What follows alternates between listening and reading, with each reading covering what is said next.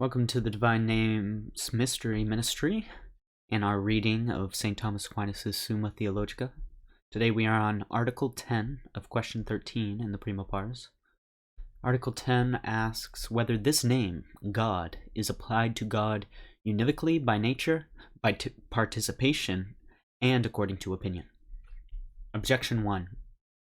It seems that this name, God, is applied to God univocally by nature, by participation, and according to opinion. But where a diverse signification exists, there is no contradiction of affirmation and negation, for equivocation prevents contradiction. But a Catholic who says, an idol is not God, contradicts a pagan who says, an idol is God. Therefore God, in both senses, is spoken of univocally. Thomas's reply to Objection 1. The multiplication of names does not depend on the predication of the name, but on the signification. For this name, man, of whomsoever it is predicated, whether truly or falsely, is predicated in one sense. But it would be multiplied if, by the name man, we meant to signify different things. For instance, if one meant to signify by this name, man, what man really is, and another meant to signify by the same name a stone, or something else. Hence it is evident that a Catholic saying that an idol is not God contradicts the pagan asserting that it is God, because each of them uses this name God to signify the true God. For when the pagan says an idol is God, he does not use this name as meaning God in opinion, for he would then speak the truth. As also Catholics sometimes use the name in the sense, as in the psalm, all the gods of the Gentiles are demons. All the gods of the Gentiles are demons. Psalm 95, verse 5. The same remark applies to the second and third objections, for these reasons proceed from the different predication of the name, and not from its various significations. So he says this also covers these two. Interesting. Further, as an idol is God in opinion, and not in truth, so the enjoyment of carnal pleasures is called happiness in opinion, and not in truth. But this name, beatitude, is applied univocally to this supposed happiness, and also to true happiness. Therefore, also this name God is applied univocally to the true God, and to God also in opinion. Objection 3. Further, names are called univocal because they contain one idea. Now when a Catholic says, there is one God, he understands by the name God an omnipotent being, and one venerated above all, while the heathen understands the same when he says, an idol is God. Therefore, this name God is applied univocally to both. Now he also has a reply to objection 4 and 5, but there seems to be no objection 4 and 5.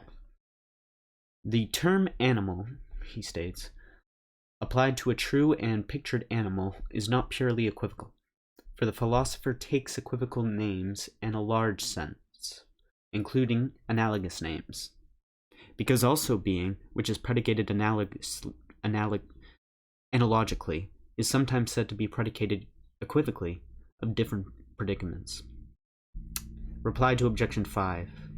Neither a Catholic nor a pagan knows the very nature of God as it is in itself, but each knows it according to some idea of causality or excellence or emotion.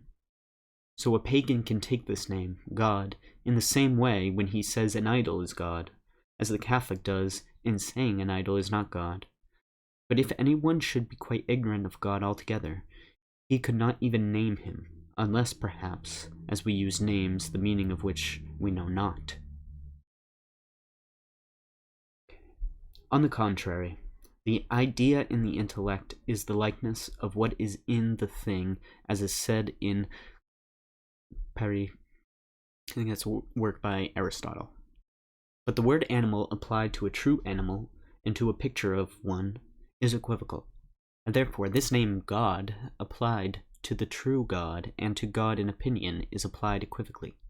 Further, no one can signify what he does not know, but the heathen does not know the divine nature.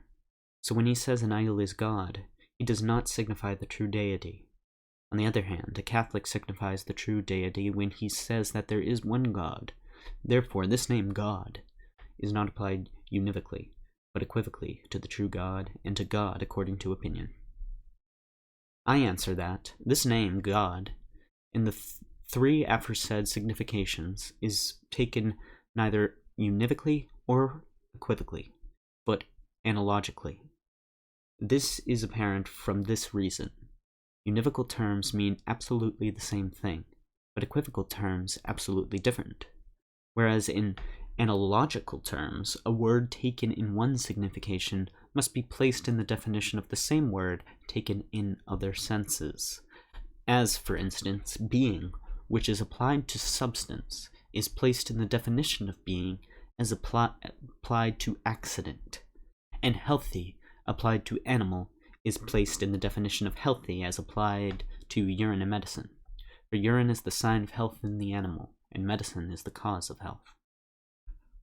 The same applies to the question at issue. For this name, God, as signifying the true God, includes the idea of God when it is used to denote God in opinion or participation.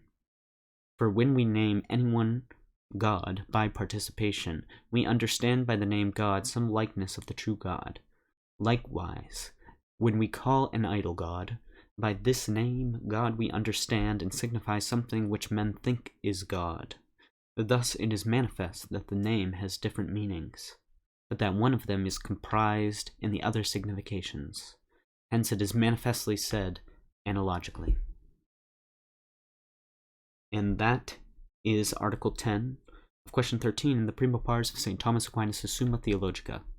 See you in the next video where we go over Article 11.